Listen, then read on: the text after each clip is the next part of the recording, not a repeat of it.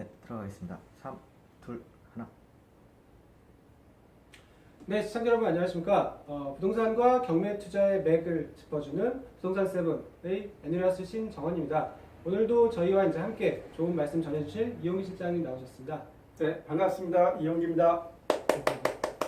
네, 그럼 오늘도 부동산 시장의 소식과 그리고 그 소식 뉴스에 담긴 또 하나의 깊은 내용을 같이 나눠보는 부동산 뉴스부터 시작해 보겠습니다. 첫 번째 키워드는 전월세 거래량 그리고 매매 거래량, 즉 가격과 직접적으로 관련된 지표인 거래량에 대한 소식인데요.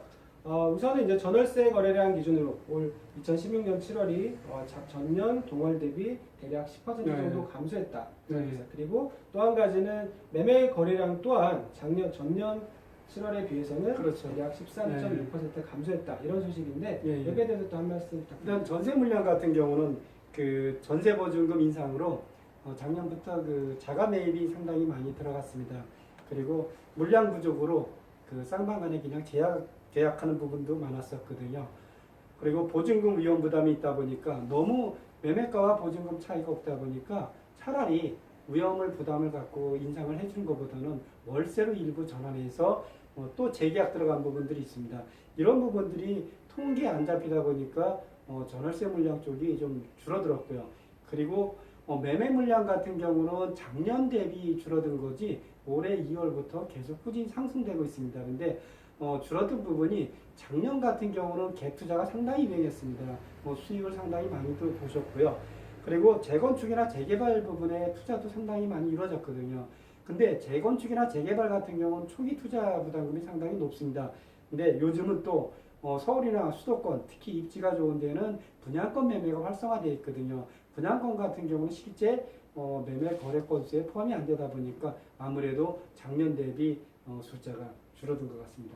네, 첫 번째 이제 전월세부터 정리해 보자면 어차피 전국의 인구가 갑자기 그렇죠. 감소한 것이 아닌 다음에야 지금 이 시점에서 임대차 계약이 이렇게 감소했다는 것은 임대료나 보증금에 대한 이제 가격 상승 부담 때문에 이사하는 그 수요들이 그렇죠. 있고 그래서 대부분의 이제 그 임차인들이 재계약이나 아니면은 이제 그 임차하던 사람들이 자가적으로 이제 매수세로 포함이 돼 갖고 들어가다 보니까 작년에는 그래도 이제 물량이 늘어났다가 올해는 좀 매매 물량 쪽이 줄어든 거죠. 네. 그리고 전월세는 통계 안 잡힌 부분도 있고. 네, 그렇게 이제 정리하면 될 것 같고 매매 같은 경우에는 이제 거래량이 감소한다는 거는 앞으로 이제 가격이 하락할 것이다라는 또 상당히 굉장히 중요한 지표가 되기 때문에 거래량이 증가한다, 감소한다 이 부분이 또 투자자 입장에서 굉장히 중요한데 올 7월은 작년 7월 대비 거래량이 13.6% 감소하긴 했지만 그래도 그렇죠. 꾸준히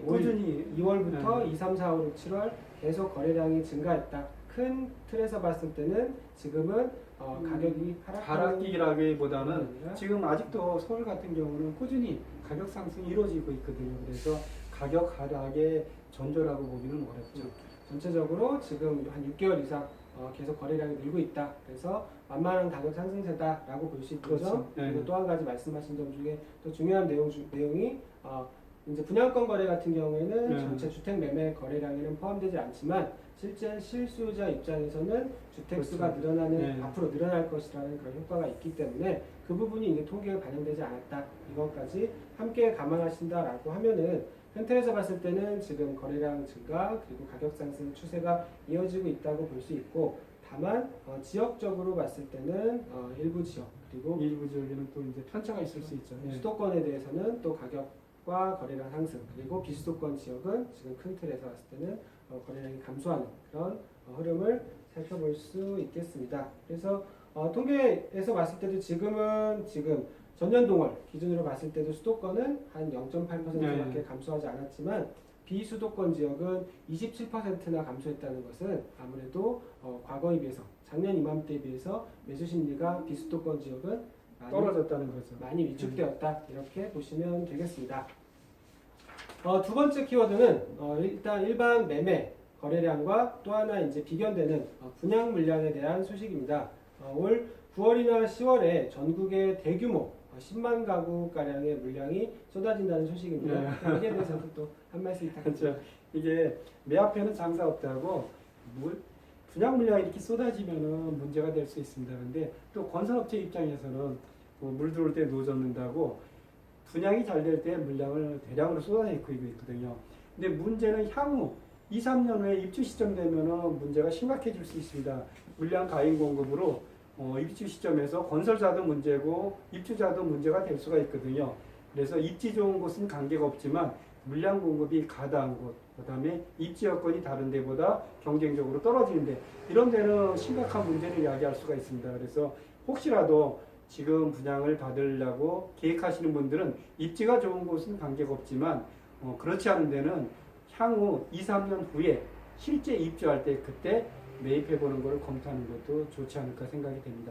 네, 지금 말씀하신 중에서 이제 굉장히 또 중요한 포인트가 실제로 시장은 항상 이렇게 등락을 보이면서 그렇죠. 오르락 내리락을 반복하는데 이게 건설사 입장에서 분양하기 좋은 타이밍과 우리 실수요자 입장에서 취득하기 좋은 타이밍이 항상 다를 다르다는 수가 거죠. 있죠. 예. 이렇게 불일치하기 때문에 건설사 입장에서는 지금 시장이 화랑이고 이미 이제 꺾여가는 분위기에서도 분양은 충분히 소화할 수 있는 반면에 그게 분양이 다 맞춰지고 입주 2년 후, 3년 후에는 그때 가격은 지금 분양 시점보다 또 낮아질 수 있는, 빠질 수 그렇죠. 있는. 지금 특히 용인 같은 경우 현재도 미분양 때문에 엄청 몸살을 앓고 있거든요. 결국은 뭐냐면은 물량이 가다 공급이 되다 보니까 그 물량을 다 쏘지 못하니까 결국은 문제가 되는 거거든요. 그래서 이런 부분도 여러분들이 물량이 가인 공급할 때는 한번 잘 생각을 해봐야 될 것 같습니다. 네, 용인 지역 말씀해 주셨는데 용인 지역이 굉장히 이제 또 등락이 큰 그렇죠. 지역 중에 하나입니다. 그래서 금융위기 이후에 대규모 미분양으로 굉장히 수년 동안 뭐 공급 물량 압박으로 고생했던 지역이기도 한데 용인 지역 같은 경우에도 2013년, 14년 지나면서 이 미분양이 상당 부분 해소하고 그리고 신분 당사원 연장선까지 이제 개통 확정 그리고 공사까지 이제 마무리가 되면서 가격이 상당히 또 오르기도 했습니다. 그러다가 분위기가 좋아지니까 또 다시 또 문제가 또 되는 공급 물량이 이제 공급 물량이 작년부터 늘어나니까 굉장히 증가했고요. 그래서 용인 지역이 또 2016년 지금 하반기 기준으로는 다시 미분양이 꾸준히 증가하는 그래서 가격 하락이 예상되는 또 대표적인 지역이 되기도 했습니다. 그래서 그 부분 이제 한번 유의하시고 또 한 가지는 이제 전국에서 10만 가구 물량이라고는 하는데 전체적으로 보면 서울이 15,600가구 정도, 그리고 경기도에서 2배가 넘는 한 34,400가구 정도라고 하면 인구수가 거의 비등비등한 두 지역이라고 볼 때 경기도 쪽이 문제가 좀 될 수가 있죠. 특히 물량이 많이 쏟아졌던 그 김포, 그다음에 용인 이쪽은 향후 계속 문제가 될 수 있을 것 같습니다. 네, 그래서 큰 틀에서 봤을 때 상대적으로 지금은 또 직주 근접을 더 선호하는 트렌드로 바뀌고 있는데 즉 경기도보다는 서울 도심으로 오고 싶어하는 그렇죠. 그런 수요층이 좀 점점 더 늘고 있는데 반대로 공급은 경기도권에 아무래도 택지가 많다 보니까 공급량은 2배 이상이 돼서 공급 물량 쇼크는 서울보다는 경기권이 더 클 것이다. 많이 크죠.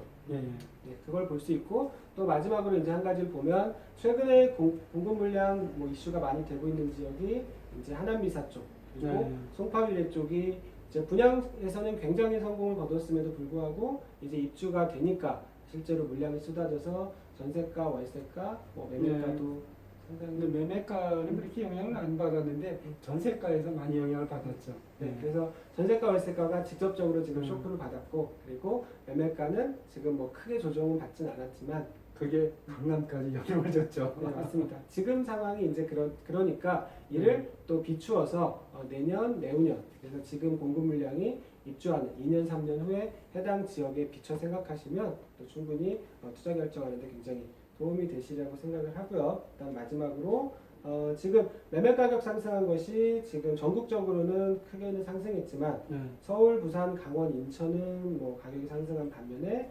경북과 충북, 경남은 또 하락했다. 그렇죠. 전국적으로 다 가격이 상승한 건 아니고요. 지역적으로 이제 차이가 좀 있겠죠. 네. 그래서 투자 결정할 때 지금 가격이 상승 흐름인지 아니면 하락 흐름인지 내가 싸게 들어가는 것이 좋을지 아니면 조금 내가 욕심을 내도 괜찮은 지역인지 이런 부분까지도 판단하실 수 있겠습니다. 네, 그 다음 두 번째 순서를 진행하겠습니다. 매주 부동산 경매에 대해서 한 걸음씩 좋은 팁을 전해주시는 이영희 실장님의 경매 나침판 시간인데요. 오늘은 또 권리 분석을 스스로 잘하기 위한 팁 그리고 방법에 대해서 한번 좋은 말씀 네. 해주셨습니다. 우리가 대부분이 권리 분석한다 그러면은 임차인의 대항력 유무를 따지는 게 거의 대부분입니다. 근데 부동산 권리 분석이라는 거는 명도까지, 매각까지 생각하고 하는 거거든요. 그렇다면 첫 번째 우리가 등기부를 잘 봐야 됩니다. 그 등기부를 갖다가 등한시하는 분들이 상당히 많은데 첫 번째 그 등기부를 보면은 그 부동산의 역사를 알 수 있습니다. 이 부동산이 여기 경매까지 온 과정을 알 수가 있고요. 그 다음에 지분 경매 같은 경우는 특히 경매 나온 지분권자뿐만 아니라 다른 지분권자의 채무관계를 확인하고 향후 낙찰받았을 때 어떻게 매각을 하고 어떻게 처리할 건가 이런 계획을 갖다가 수립할 수 있고요. 집합 건물 같은 경우는 대지 지분이 유료 사이트 같은 경우도 상당히 많이 오류가 있습니다. 왜냐면 이게 컴퓨터 프로그램을 하다 보니까 프로그램 자체가 오류가 발생해서 대지 지분이 잘못 표기되는 경우가 있거든요. 그리고 토지 별도 등기 같은 경우는 우리가 배당 부분에서 문제가 될 수 있습니다. 근데 배당뿐만 아니라 토지 별도 등기권자의 그 채권 금액 이게 얼마인지 알아야만이 우리가 배당표를 정확히 작성할 수가 있거든요. 그래서 이런 부분 그리고 대지권 미등기 이런 부분도 마찬가지로 부동산 등기부를 봐야 우리가 확인할 수 있는 부분입니다. 네, 실장님 말씀하신 것 중에 이제 대지권 미등기도 네. 말씀하셨는데 대부분의 대지권 미등기는 특별히 우리 투자자 입장에서 위험하지 않은 경우가 대부분이지만 그렇죠. 일부 최근에 이제 낙찰됐던 사례 중에서도 대지권 미등기가 굉장히 위험했던 케이스들이 있죠. 그렇죠. 우리가 대지권 미등기 하면은 대부분 택지개발지구나 재개발, 재건축 같은 경우도 대지권이 좀 늦게 등기되는 경우가 있습니다. 서울에 최근에 1년 넘게 있다가 등기가 된 아파트도 있거든요.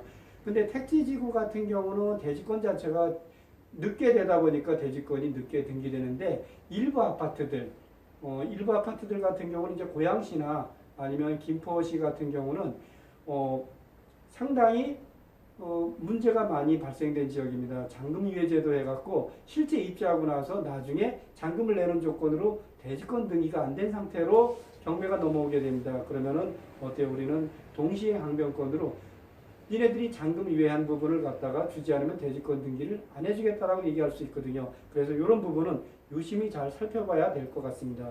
그리고 신축 건물 같은 경우는 우리가 대위 등기했을 때 그때 우리가 건축물 관리 대장이 없는 상태에서 이 건물이 위반 건물이라면 어떤 내용인지 마찬가지로 등기부를 통해서 우리가 볼 수가 있습니다.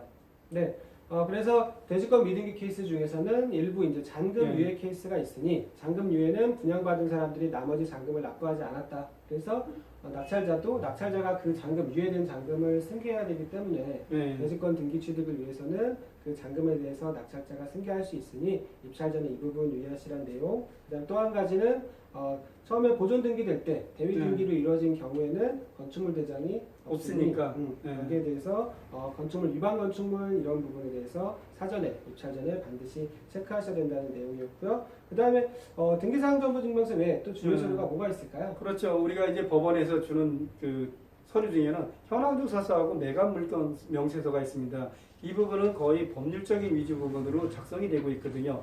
점유자 현황, 그 다음에 우리가 보증금 이런 부분이 매각물건 명세서하고 현황조사서에 나타나는데 현황조사서 같은 경우는 집행관이 사전에 예고 없이 방문합니다. 그래서 실제 현장에서 발생이 되고 있거든요. 그때 내용들을 갖고 우리가 위장임차인인가 아닌가 판단되고 그리고 보증금 차이 났을 때는 매각물건 명세서 기준으로 권리 분석을 하시고요. 이 부분을 보고 명도 전략을 세우는 겁니다. 그리고 감정평가서 부분도 간과할 수가 없습니다. 감정평가서 같은 경우는 법률적이나 물리적인 부분까지 다 평가가 되고 있거든요. 그래서 현황조사서에 기재가 안 된 내용들이 많은 정보들이 여기서 있습니다. 근데 대부분 사람들이 잘 읽어보지 않는데 우리가 현황조사서 같은 경우도 집행관이 가지만 감정평가서도 평가사가 현장에 가서 실제 일어난 것들을 기재하고 있거든요. 그래서 평가서에서 많은 정보를 우리가 현장 가지 않아도 얻을 수 있고요. 그리고 평가서에서 제된 내용, 특히 토지만의 경매 시는 건물에 대한 정보가 여기에 나타나니까 이 부분을 간과하고 넘어갔다가는 안 되겠습니다. 네, 감정평가서에 대해서 이제 중요한 네. 내용이 담긴다는 것에 대해서도 말씀하셨고 또 한 가지 이제 간단히 부연을 하자면 초보자분들뿐만 아니라 어느 정도 투자 경험이 있는 중수 이상의 분들도 간혹 이제 말소 기준 권리를 잘못 잡아서 고생하는 네. 경우가 있습니다. 대표적으로 뭐 대위 변제한 케이스라든지 그렇죠. 근저당권이 내가 살아있는 걸로 봐서 그 후순위가 말소된다라고 생각을 했는데 그렇지 않은 경우들이 있는데 그래서 매각 물건 명세서를 볼 때 우리가 흔히 놓치는 것 중에 하나가 최선순위 설정 일자. 그렇죠. 그래서 네. 최선순위 설정 일자로 기재된 권리가 우리는 쉽게 말소 기준 권리라고 생각하시면 거의 틀림이 없으니 내가 생각한 말소 기준 권리와 매각 물건 명세서에 기재해준 최선순위 설정 일자가 일치하는지도 네.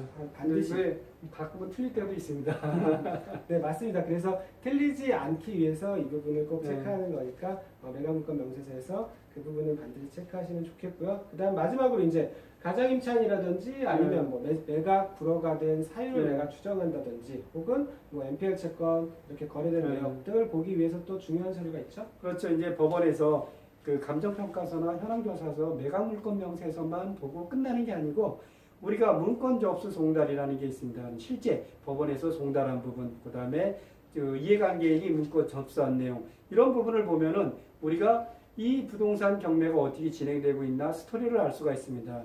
특히 우리가 이제 입찰 당일날 법원에 갔는데 경매법정에 이 물건이 치하가 됐다든지 기일 변경되는 경우를 당할 수가 있거든요. 그런 낭패를 당하기 위해서는 미리 사전에 문건 접수 송달에 보면은 채권자나 채무자가 기일 변경이나 치하 이런 부분이 사전에 2, 3일 전에는 최소한 나타나고 있거든요. 그리고 지분권자나 아니면은 채무자한테 얼마나 송달이 잘 됐나.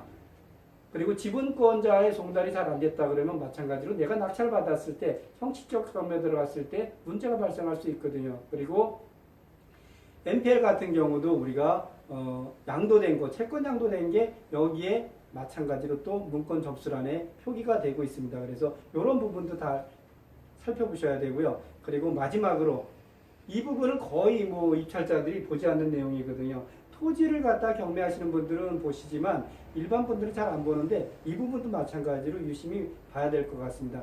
토지 이용계가 확인원이라고 우리가 경매 시점하고 그 다음에 감정 시점은 보통 6개월 정도 차이가 나고 있거든요.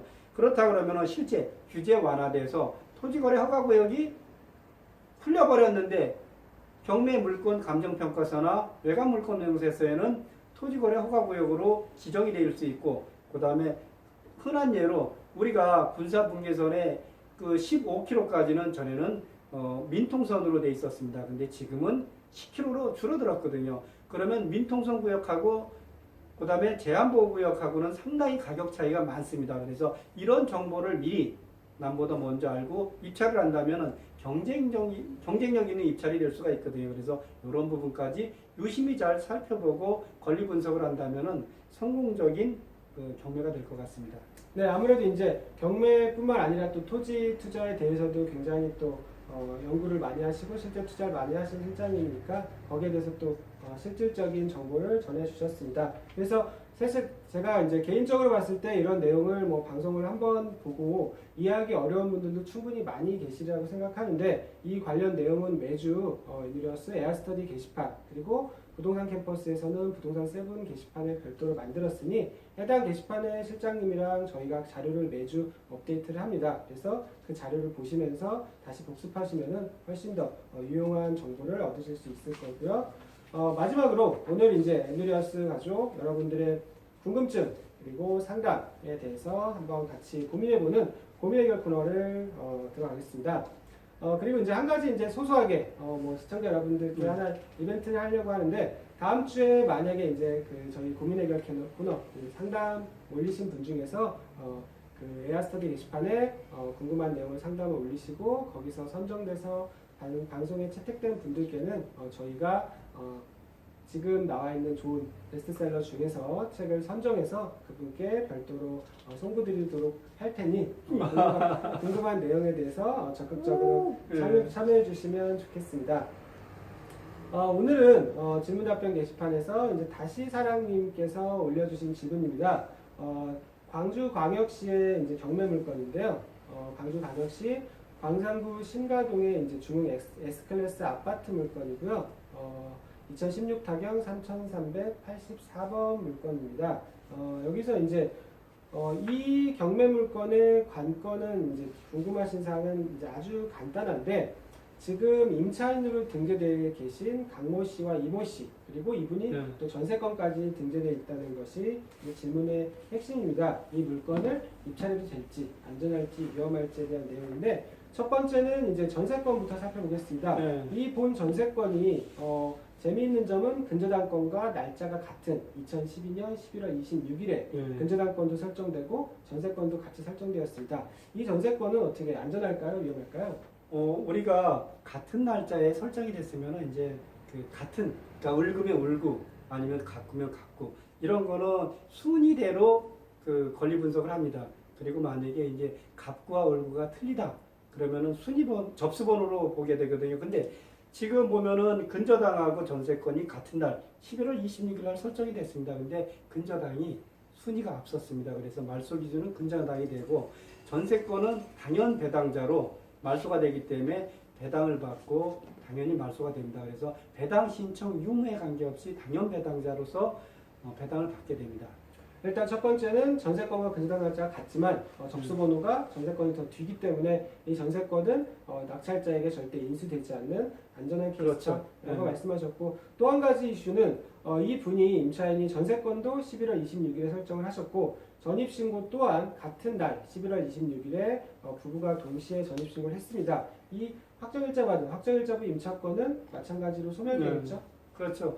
우리가 저당권이 11월 26일이고 전입신고가 11월 26일입니다.